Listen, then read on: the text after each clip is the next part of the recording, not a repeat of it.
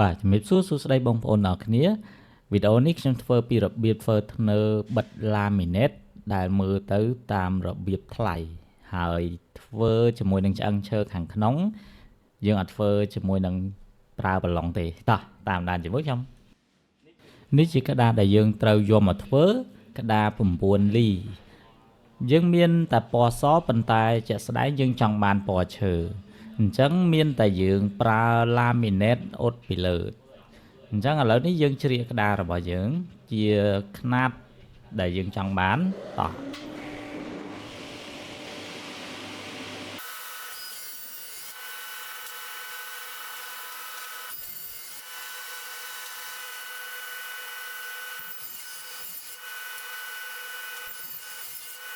ឥឡូវនេះយើងជ្រៀកបានរួចរាល់អស់ហើយមុននឹងបាញ់កុំភ្លេចប្រើកាវសដែលកាវនេះដូចជាកាវ101កាវទឹកដោះគោ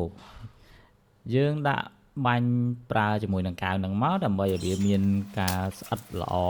ដូចសាច់តែមួយ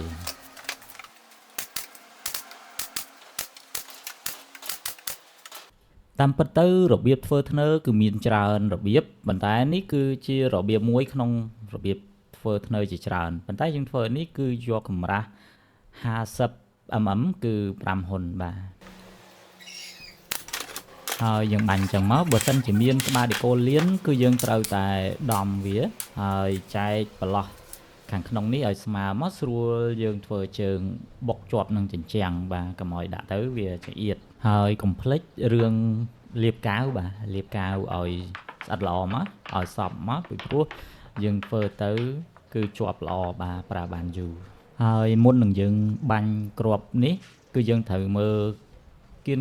ជ្រុងគៀនឲ្យស្មើគ្នាដើម្បីឲ្យងាយស្រួលយើងបិទ laminate អត់ឲ្យវាកុំឲ្យពិបាកក្នុងការជ្រៀកបន្ថែមទៀតបាទ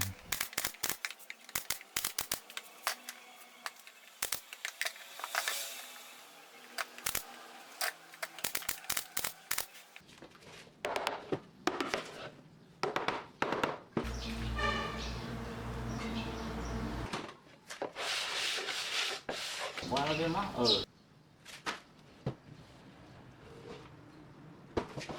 ខាត់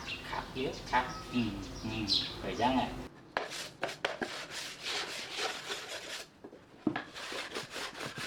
អូខេឡើងហ្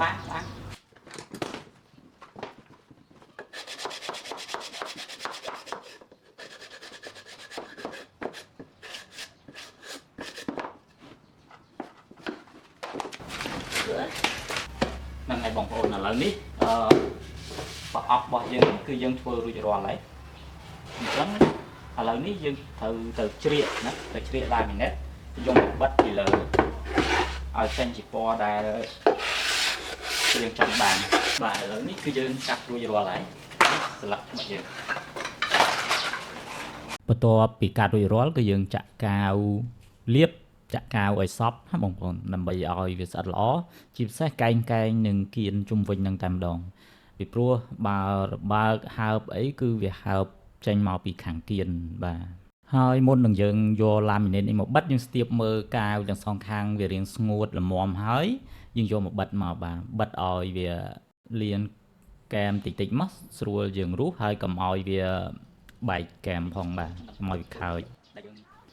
ហើយរបៀបធ្វើហ្នឹងគឺរៀងក្បាច់ក្បូនបន្តិចដែរណាបងប្អូនបើមិនអញ្ចឹងទេយើងអាចនឹងធ្វើឲ្យវាបែកកែមអញ្ចឹងវាលែងស្អាតហើយដើម្បីរុះកុំឲ្យបែកគឺយើងចាប់ផ្ដើមរុះចេញមកពីជ្រុងគៀនអញ្ចឹងមកហើយរៀងប្រយ័ត្នប្រយែងបន្តិចទៅបាទយើងច្រត់ចេញពីខាងគៀនមកអញ្ចឹងមករបៀបដែលយើងរុះយើងអត់រុះរុញទៅហើយពីខាងនោះគឺយើងដាក់អញ្ចឹងគឺដូចគ្នាបាទរុញទៅមុខមកវិញលើកអញ្ចឹងអូខេអញ្ចឹងអត់ទេបន្ទាប់ពីយើងបិទខាងលើខាងក្រោមនិងខាងគៀនរួចអស់ហើយផ្នែកខាងមុខនេះគឺជាផ្នែកដែលយើងត្រូវបិទចុងបញ្ចប់ដើម្បីឲ្យវាក្របមុខសងខាងមើលពីមុខទៅឃើញស្អាតបាទ បន្ទាប់ពីយើងបាញ់ធ្នើររួចរាល់គឺយើងចាប់ផ្ដើមធ្វើជើងដើម្បីបុកជាប់នឹងជញ្ជាំងបាទនេះគឺជាជើងយល់ល្អយើងប្រើប្រភេទឈើ plywood ទៅបាទដើម្បីឲ្យវាមាំបន្តិចហើយកុំភ្លេចប្រើកាវឲ្យបាញ់វីវែងៗទៅបាទហើយនេះដោយសារតែខ្ញុំដាក់ទៅវាកល់មេខាងក្នុងមួយគឺយើងកាត់វាចេញដើម្បីដាក់ទៅកុំឲ្យបុកបាទ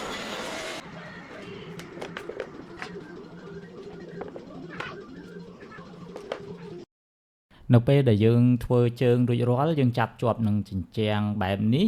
ហើយយើងយកធ្នើររបស់យើងលាបកាវហើយសូកយកតែម្ដងបាទហើយពេលនោះយើងបាញ់កាវព័ទ្ធជុំវិញទៀតគឺវាជាប់ហើយរបៀបធ្វើធ្នើររបស់យើងគឺបានបញ្ចប់ហើយបងប្អូនអរគុណ